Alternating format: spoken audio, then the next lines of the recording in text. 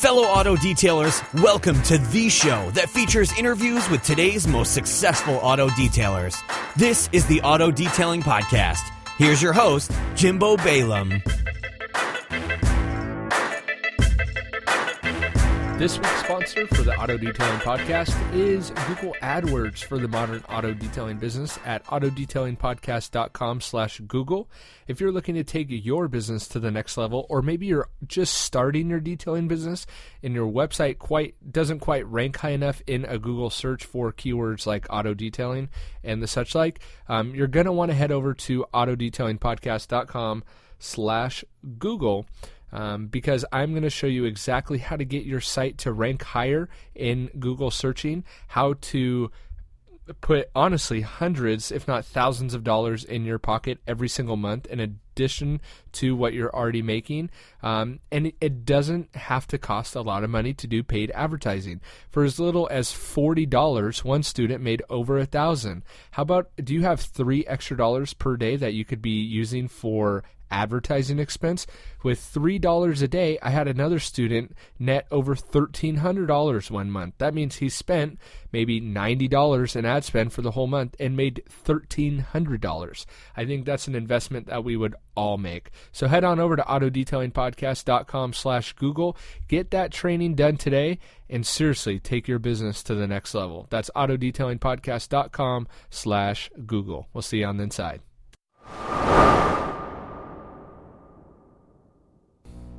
All right, welcome to this episode of the Auto Detailing Podcast. I'm Jimbo, your host, and joining me again today is Matt Gibb from Adelaide, Australia. Did I say that right, Matt?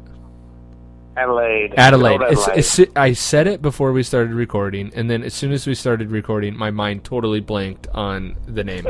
Anyway, go figure.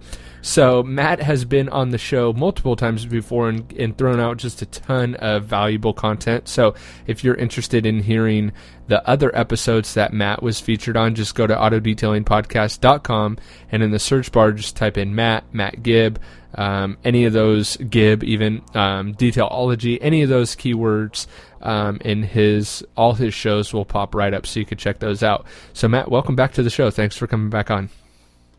Thank you, Jimbo. It's always a pleasure. Always fun. And we've had a couple opportunities to catch up on the phone without recording, and it's been fun. And you were actually, I think, the first person that got to hear one of my rants. Correct. But I did really appreciate that phone call because it was encouraging to definitely talk to you, and I appreciate you reaching out then.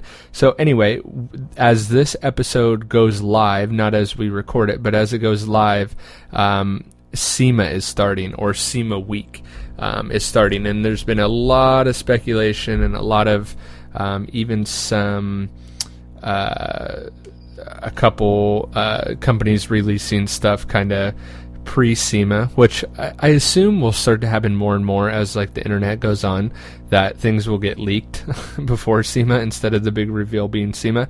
But anyway, we had a nice conversation about maybe some other things that might be coming at SEMA. So why don't you open it up and tell us what you think? Well, yeah, little birdie told me about a month or so ago that supposedly there was, according to them, that the Flex were bringing out a new machine. And I thought, okay, it's about time they released a new DA, and I thought, that's good. And I thought, well, I didn't really think much of it. And then I saw something from somebody posting up something saying, in this bag there is something very, very unique. And basically, I posted, and they said that's not just one, could be two. And I'm thinking, oh, interesting. So, like I said, it's a very exciting time. What do you think that thing is from Flex then? Do you think it's a rotary or a DA? I really hope it's a DA. I don't think they would be bringing out another rotary. Right.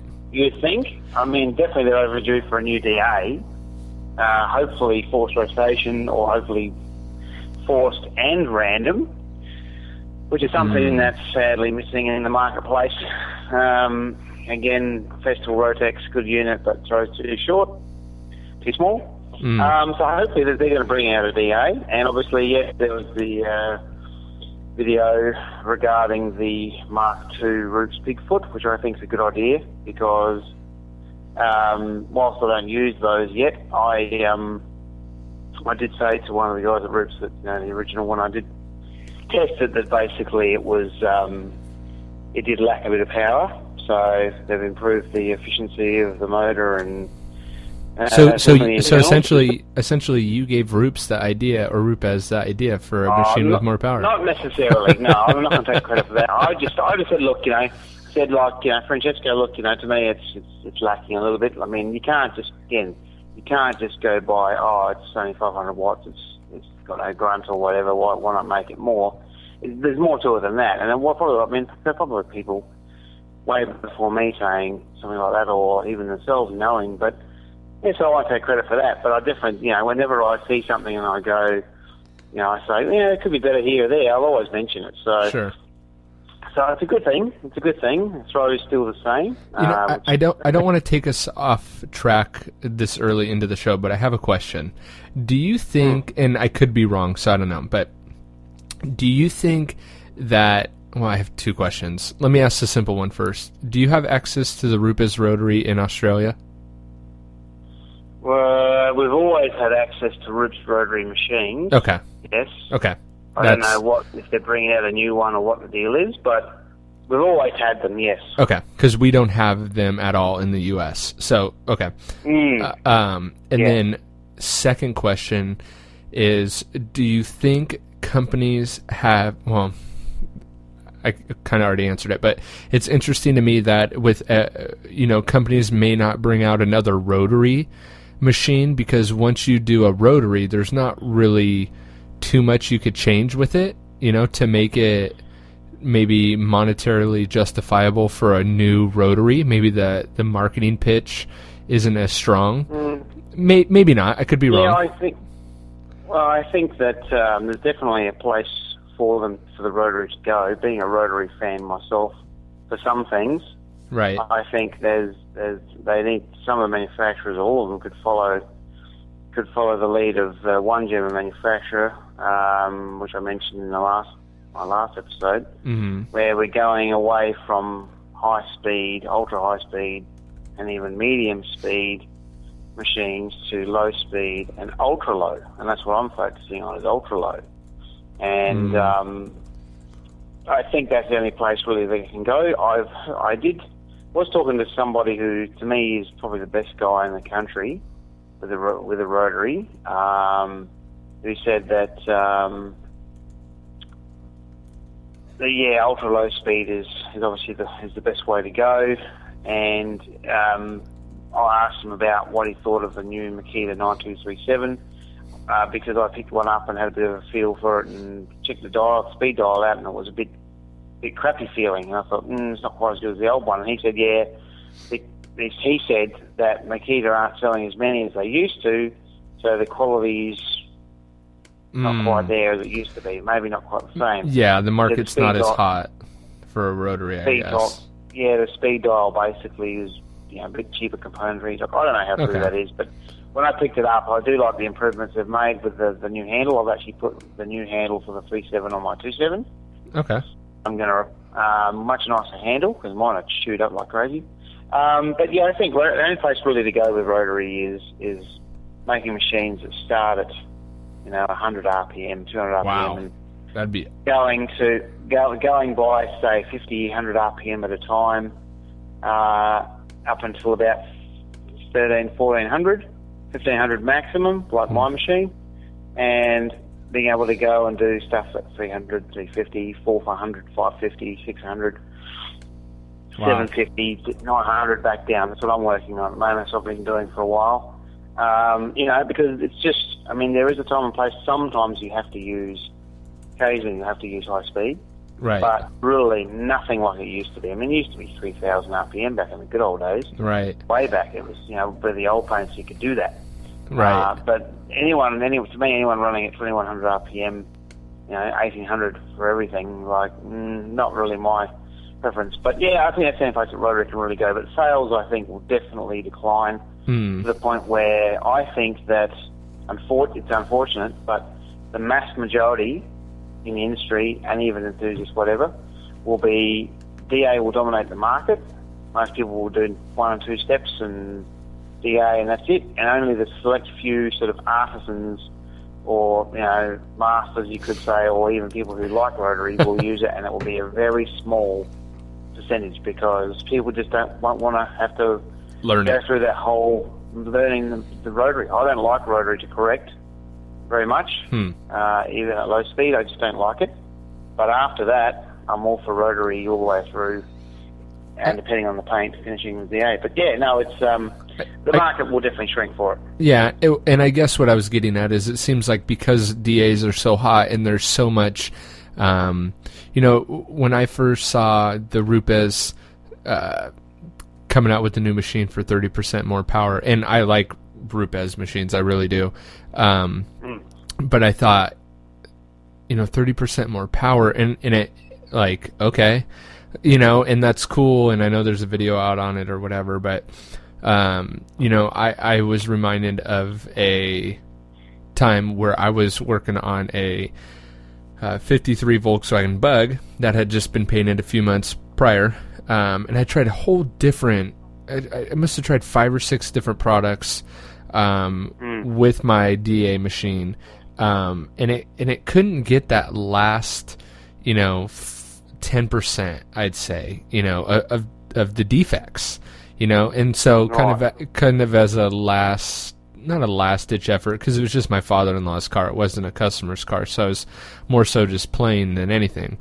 But as kind of a last resort, I kind of took out my old clunky DeWalt rotary, and I honestly hadn't fired that thing up in months, I just hadn't, and I was like taken back, and I think I even did a quick tip episode about it, but I was really taken back about how efficient a rotary can be and how good the rotary is, because it was able to achieve that last 10% for me. And then I went to my jeweling and my polishing stages on the car, and the car turned out phenomenal. But I was having such difficulty with a DA because it just couldn't get there for me.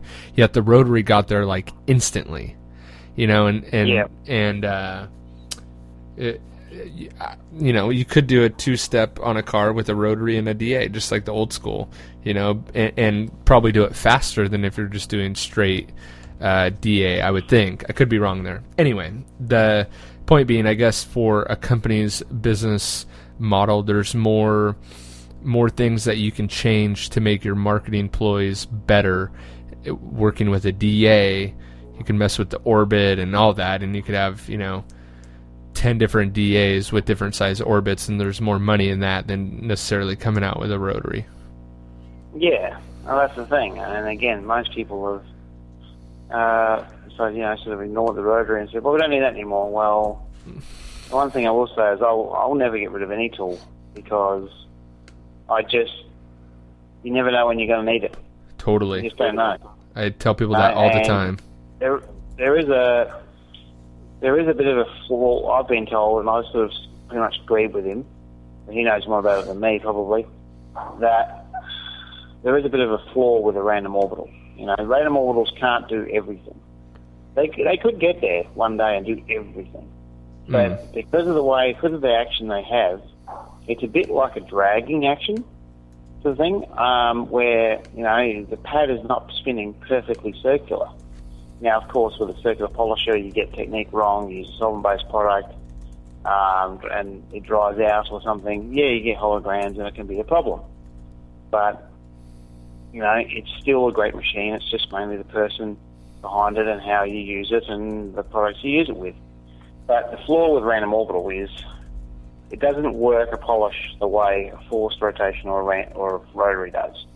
I've noticed that with all our stuff and all sorts of other brands of polishes too, that with a random, we're running high speed. So I've gone from rotary high speed down to low speed and ultra low, and then it's back to the DA flat out again. So now we're going DA and we're flat out again. It seems the airflow that running that fast, even speed 4 creates, it doesn't oil up, doesn't make the polish sort of oil up, film up exactly. At least that's what I'm finding with ours. Whereas you go to rotary or forced rotation, it sort of oils it up and it just stays nice and moist and filmy and really sort of like, really oily. And it just works it differently. And of course you're running slower speed too with rotary.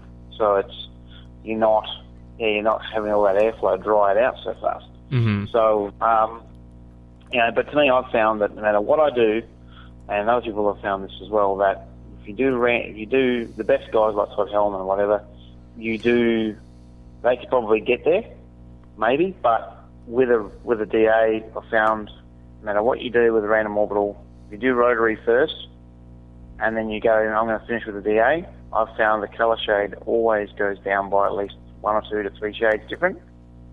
It never ever gives the same rich colour as a rotary does. It just doesn't do it. It just, every time I run over it with a DA, no matter what's orbit size, what power, force, random, combination machine, or just a random, it just goes straight back down a shade every time. So that's what I found anyway. The other guy was coining the term dragging action. I was sort of not sure how true that is, but to me, that's the one thing with random is, it can do a lot of things, but I like force and rotary more than just random. All right. But it's still bloody good though. It's still damn good. But, yeah. So what else should we expect to see at SEMA? Well, hopefully, we see a couple of flex tools. Roops, obviously, or Rupes. I still can't get that right. No one can.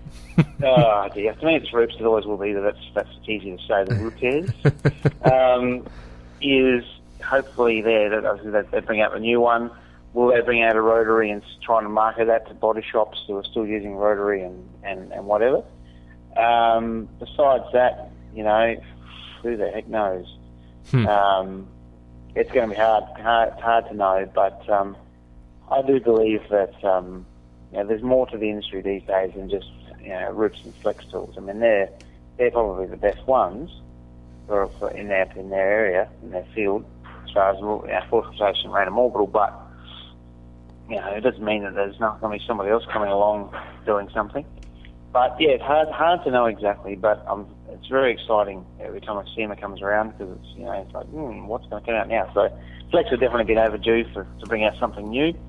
So we'll wait and see what it is. But my main thing with the power tools is I don't want any manufacturers basically making a tool and dumbing it down or releasing a dumbed down version just because somebody might just happen to do something stupid with it, use it in some idiotic way. So we better dumb it down so that they don't screw it up. Whereas, right. Make tools that the artisans can use, and if some idiot, some moron decides to use it the wrong way, well, that's his problem. They shouldn't dumb it down. So it's happened a lot of times. Cars have come out with certain power rating, with like a turbo car we had here in Australia, come out with a rating, and it was detuned to a certain thing, and then 3 years later they bring it out and it's way more power, and everyone knew at the time that that's what it was when they built them, but they just detuned it.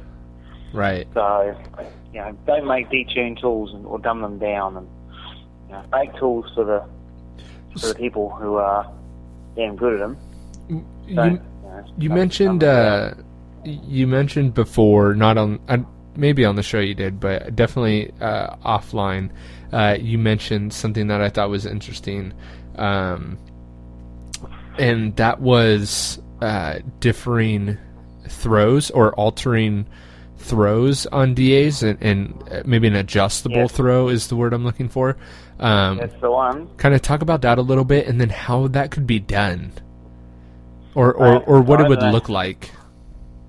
Well, to me, look, I don't know if any of this is really possible.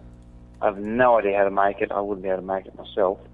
But to me, the only place that random orbital can really go from now on is large orbit throw, more efficient motors, and everything like that. But what if you had a machine in the future, the next generation, where you could have, say, 0 to 30 mil throw, and you can adjust it depending on where you're at on the car. Say if you're running, say, 21 millimeter throw and the paint just can't handle it, and you're going beyond its abrasive resistance, and no matter what you do, and you can just tune it down a bit and make it go from 21 to say 10, and that'll make it work better. What if you could go from anywhere from 0 to 30, or you could have a machine that was duo orbit, or it was like quad orbit, where you could say do 8, 16, 24, 32, or 7, 14, 21, 28. You could change, maybe you could change now again, this, I don't know how true, right, if any of this is possible, but all I could think of, and this is me just thinking, don't know if it's even possible, is if you could change the counterweights to suit the throw, and you could just go around. Would it be perfectly balanced all the way through, being as good as a Roots at that one orbit throw? I don't know. Probably not. Don't know. I just don't know. But that's all I can think of, is that's where the only place I can see us go, because, we can't suddenly be doing 42mm throw and 84mm throw, and imagine the abated paint residue then. I mean, you could probably do a whole hood in like 2 minutes, but it's like, you could do like a whole door panel with one machine. It's like this giant throw. A giant throw. But that's all I'm thinking of, is where we can go from there, because who knows? I mean, the guys at Roots are smarter than I am. They know. Marco, the engineer, knows more about this stuff than me, but I'm just thinking. Yeah, sure. Well, what if we had that? Because, I mean, there is a time for an 8mm. There was a time for a 10 and a 16 and a 19 and an 18 and 24 and 25, or heck, even 30. I wouldn't probably want to go further than that. But yeah, to me anyway, with detailing, paint correction and everything, it's all about the finished quality. I mean, people have made machines to reduce the time it takes to do a job for a long time. Crash repair industry is always talking about, how can we, make it so we can get the jobs done faster. Right. But if you get the jobs done faster with a bigger orchestra machine, but the quality never gets any better from now to the next 50 years, and the quality never improves, well, to me that's disappointing. I mean, I want to be able to achieve finishes on cars next year better than on this year, and the year after that better than that. Now, of course, we're always limited by what gloss the paint has in it. The gloss is in the paint, but you can go beyond, obviously, using abrasives to enhance beyond that, which some people probably won't do. But to me, it's all about the finish. I mean, if we're about delivering a finish, the best finish we can for each price bracket and what service we do. And if all we ever do is go, let's make a machine so we can, speed a car. I want faster car. And it's never anything about quality improvement. I'm not a fan. What about? Maybe I'm in the minority, but that's just me. Well, we all, you may be in the minority, but we all should be worried about finishing. But I like to get things done a little bit faster, but hey, I wish you could have, your cake and eat it too. I wish that you could have finish it quick and finish it nice, but who knows? I guess as we advance with polishes and compounds and stuff too, maybe we'll get there. And that's kind of where I want to move into, is there what's on the horizon for, and again, we've talked quite a bit about polishes and kind of what the chemical makeup of them and what you want to stay away from. So I don't want to go real deep into it, but maybe on a general surface, do you think any companies will be launching any new liquids? Obviously, I think so. I think we're far from done. My personal viewpoint is, I think, and this is where I've been heading for the last year or so, working on it. Basically, having compounds go the way of the dodo bird. Just history, because the pads will could take over from needing those. To me, when it comes to getting a bit off detailing, but if you're a crash repairer, I've always said to every crash repairer I've ever met, sand more, polish less. Not sand less, polish more. If you sand fine enough, you don't need a compound. With the pad technology we've got now, and within the next 10 years, what I think will happen, and what I'm working on, I think that's where it will go. I mean, there's still a time when you go right now where I could probably grab one and go, all right, cool, yeah, I'll need that for the occasional thing. Right. But at the end of the day, me personally, if I actually had a situation where a compound was needed for really bad stuff, and I don't need it for the worst things, I'd rather sand that than actually compound it. Because it's more uniform, you're controlling the scratch pattern, Right. You know what you're working with. It's cooler. You get a compound and you start hammering away at a small area. You start heating up the paint too much, and you start going from taking 4 microns off, as I was explained before, to 8 to 16, and on and on and on it goes. Before you know it, you've gone straight through it. Whereas if you sand it down and then polish it out, no problem. So I think that's where it should go. It should be a compoundless system worldwide. And why is that? Just for maybe someone who hasn't caught one of your last episodes talking about this, why is that important? Or what is, maybe not why is that important, but what is the benefit to that, a compoundless approach? The benefit is you don't have, look, compounds, there's some good ones coming now, and they've gotten better for sure. Obviously, from my recollection, compounds tend to have a lot more solvent in there. Obviously, get rid of the abated paint residue. Some of them have had, 15, 20, 30%. They generally have more than a polish. But not with some of the newer ones now, probably, but with some of these slightly older ones from even just a few years ago, they were even especially 10 years ago and further back, they were so dry and they were so clumpy that, you get a wool pad that is hydrophilic and absorbs all the moisture and it dries out pretty quickly. You get a compound that's dry and pasty, or even a liquid, and it dries out quick because of all that solvent. You don't get the finish out of it that you do a polish. Now, that could change with the next generation of polishers being ultra diminishing and all these other things, but it doesn't allow the wool pad to work as good, or any pad to work as good as a runnier, weaker product that's got lower amount of solvent in there. I've used... Will work better, right? Yeah, Okay. I've probably showed you before, or other people I've shown before, 2 exact same wool pads, exact same grade, all at the same time. One's been used with a compound, one's been used with a finishing polish, and another one's been used with a jeweling polish, and another one's been used with medium.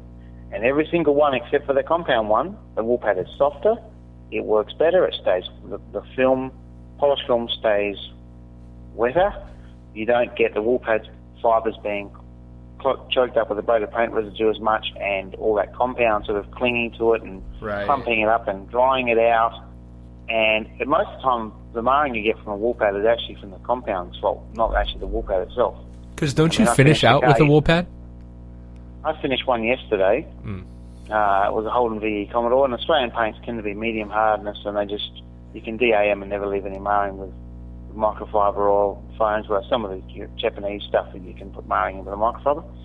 I used the latest generation of wool, and with a DA, which people said when they first started going to DA seriously with these larger throws, you can't use a wool pad on a DA. And I just did one today, and it looked like a foam pad, and there was not a single trace of wool marring anywhere. Wow. Full sun, no problem. Wow. No problem at all. And I used that with a basically what is a single paint polish system for soft paints, but it's also a finishing polish as well. So, and it corrected to about 90%, 95%. Wow. One stage. With a polish. So, yeah. I haven't used a compound in 2 years. And for a lot of people, let me just jump in real quick. A lot of people listening that are like, "What? That doesn't make sense. How are you correcting and finishing with a polish?" But what's interesting though, Matt? I just thought about, let me slow down and finish one thought before I go on to the other. Geez, I was squirrel brain today. But for anyone listening, go back and go to autodetailingpodcast.com. Go to the search bar, type in Matt, and listen to those past episodes where we take a deep dive into that. But what's interesting is that, and I don't know if you're familiar with him, but I had Nick Chapman on the show a while back, and he talks about how much 205 he uses, M205, and how he does a lot of correcting with M205, which would you say it's more on the polish side, right? M205? Oh, absolutely. Okay. It's probably the best one that Maguire's ever made, too. I don't use it, but it's the best one they probably ever made. Yeah, and... especially compared to 105. Yeah, I really don't like 105. I prefer... if I'm going that way, I prefer 100, actually. But I try and stay away from stuff that dusts, just in general, which is why I like 205. But and I don't use it too often. But anyway, point being that Nick uses like drums of it, literally, and all he does is switch up the pad.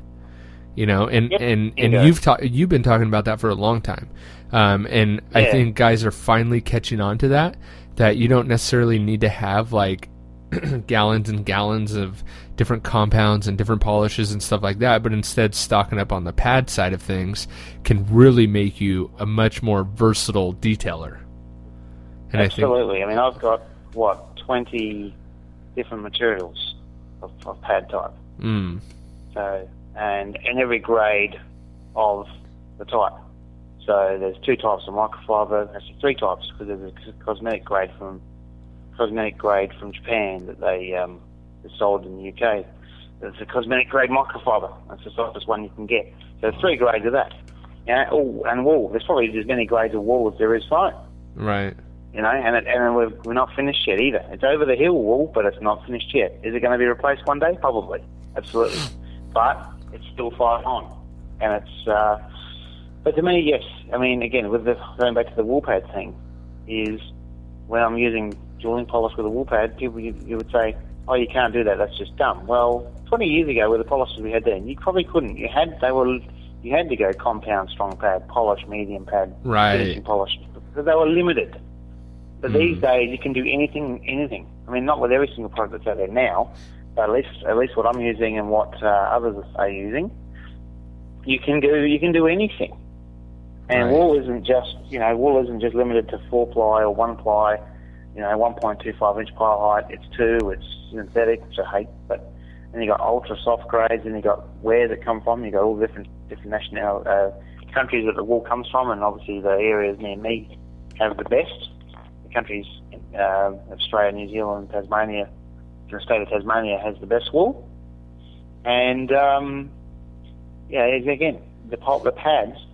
The compound one was dried, rough feeling, and it would dry out quickly, and it would clump up, and all the rest of it. The next one, intermediate polish, better, softer, stays wet longer, less solvent in there to dry out, and all the rest of it. The one I used jeweling polish with, it felt like butter. It was soft. It stayed wet. On plastic bumpers, it'll correct like a denim pad if you really know how to use it. It'd be like using a denim pad. You just annihilate anything. I took out dry spray from off the gun with a wool pad and a jeweling polish on a pneumatic DA. Wow. On my car. Wow. It looked like it was dry spray. It was rough as wool pad, DA, jeweling polish. Looked like I sanded it. Wow. Took a little while. Took a bit longer, but again, it's this whole thing of speed of cut. Right. I want cut faster. I will not sacrifice quality for a bit of extra speed of cut. Right. For that to finish. I mean, I've always had this mindset of I want to be able to do every step and never leave any mark. Sometimes it's going to happen, but it's usually so fine because I'm slowing it down, that you don't get all this DA haze and all that. Occasionally you get a car, it'll drive you nuts, and that's just the way it is. You've got to adapt. Yeah, that's detailing. That's the thing. I think that's where it's going to go. I mean, obviously there's a company that's just released one that claims you can remove 600 grit scratches and diminish down to 12,000 grit. That's good if it can do that, but gee, I'd hate to probably use that on the wrong car. Right. Initially, like back in the Menzana Power Gloss days when I started using that in like 2001, it was like rotary, 1500 RPM, instantly seeing primer showing up. It was like, oh dear, that's a problem. You just took paint off like mad, just takes chunks out of it. And it was messy, so. But anyway, I think that's where it will go. I mean, I've just never been a fan of compounds.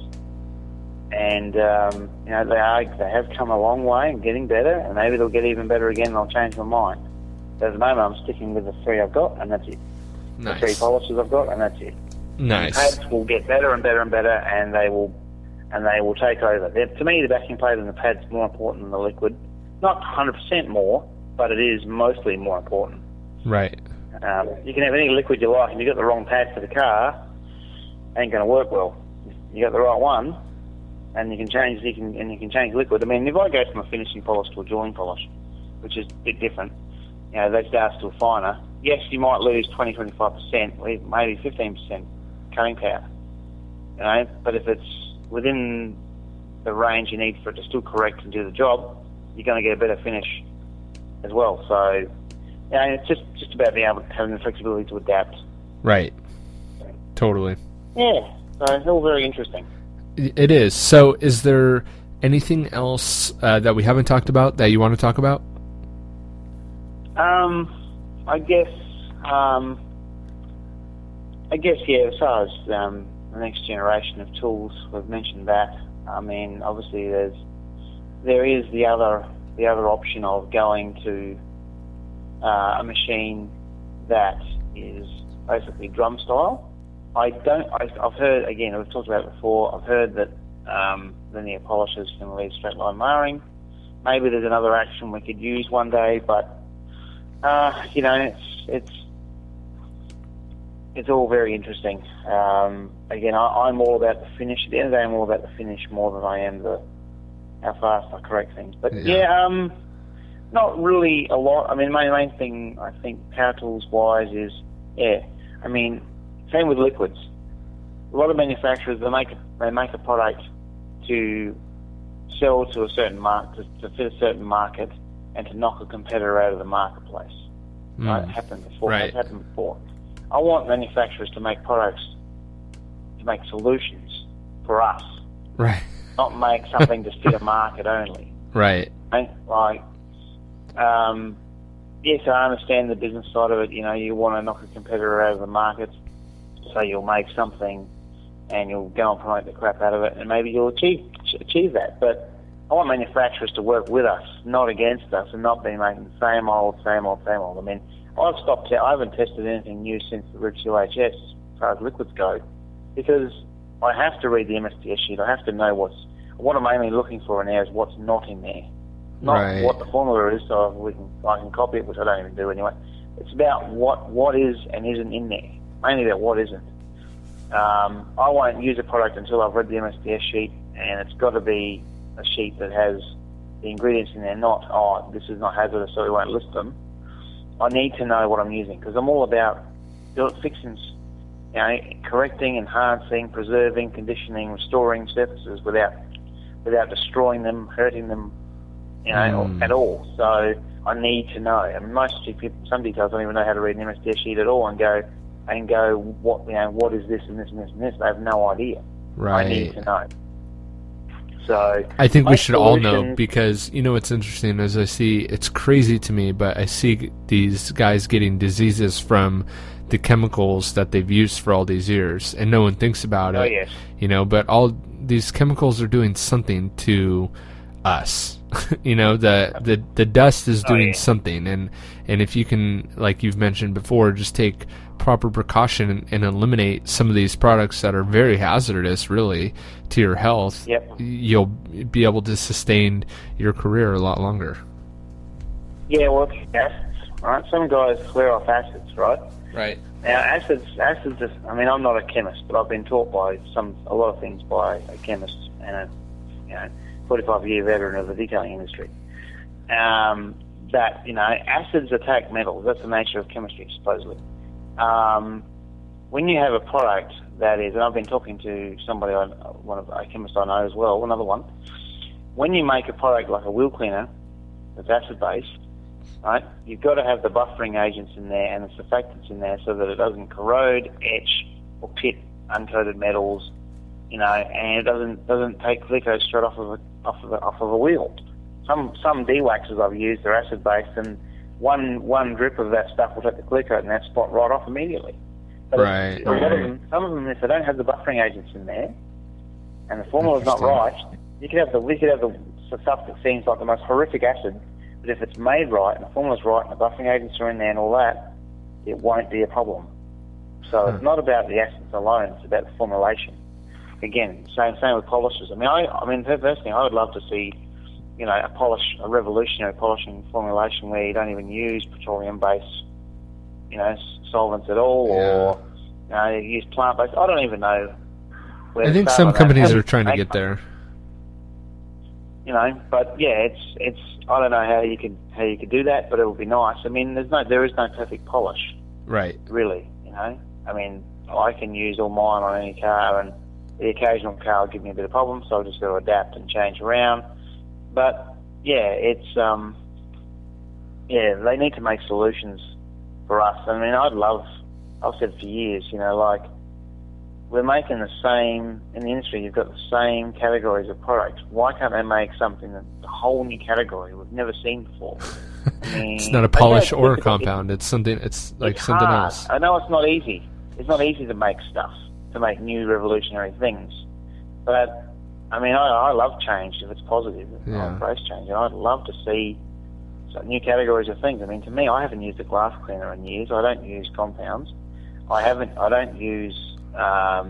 use a wheel cleaner extremely sparingly, an acid one, for only the most worst things.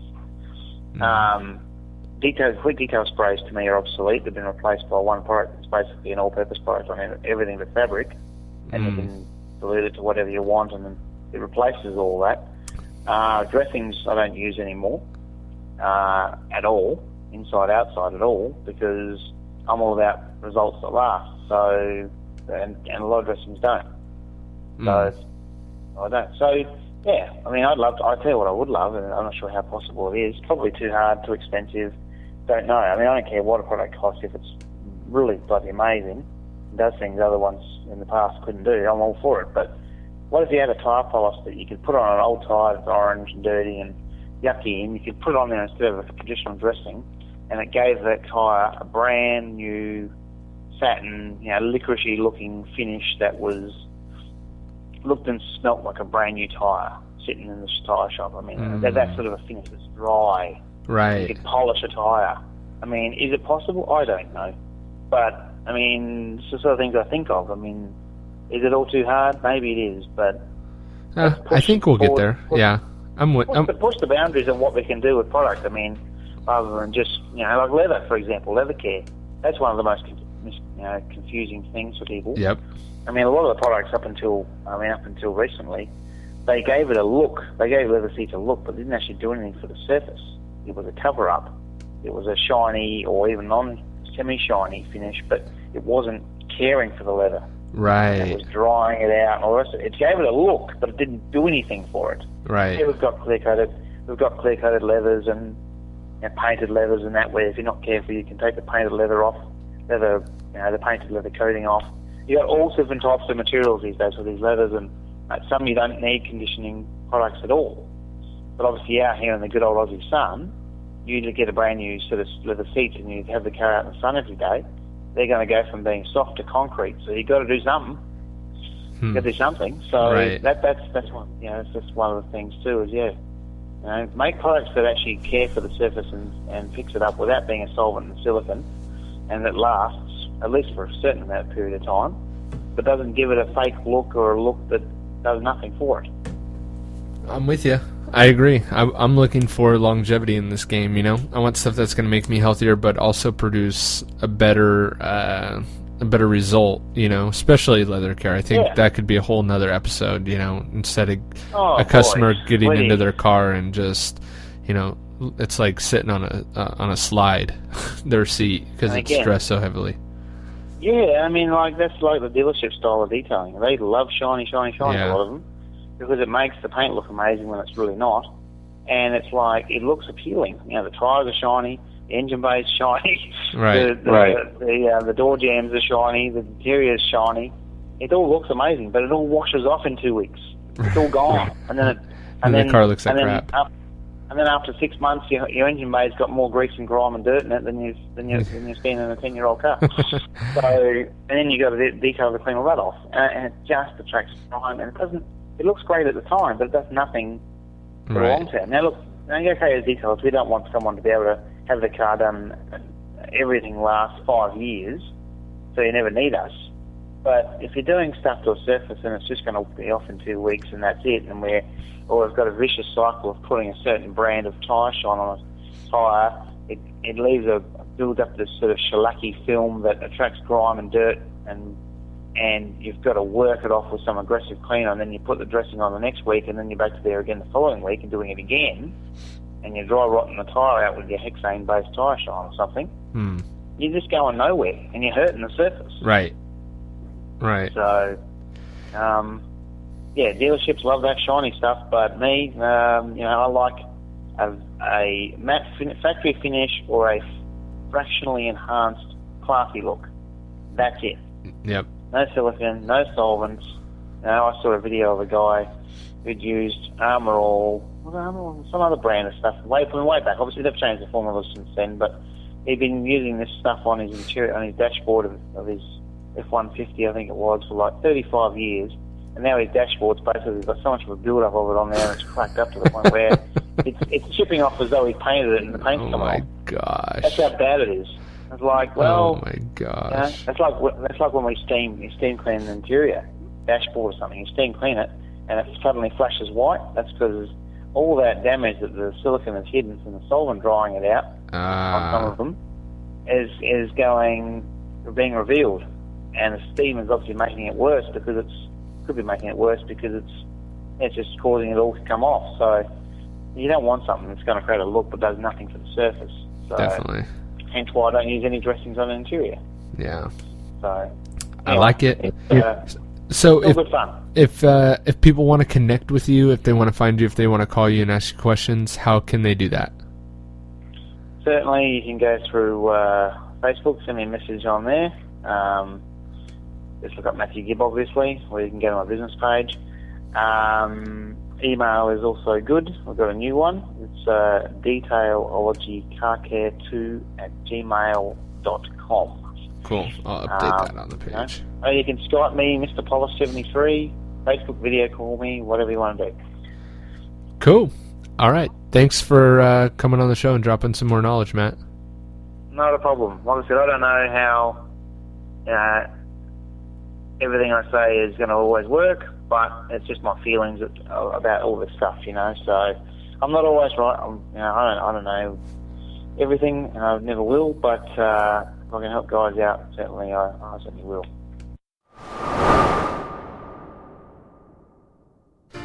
Thanks for listening to another episode of the Auto Detailing Podcast. Head on over to autodetailingpodcast.com for full show notes and links of everything that we've talked about today. And don't forget to check out our resources page for a direct link to all the products talked about not only on today's episode, but that I use in my day-to-day detail business. They have direct links so you can purchase and get free shipping right from that page. That's autodetailingpodcast.com. We'll see you on the next episode.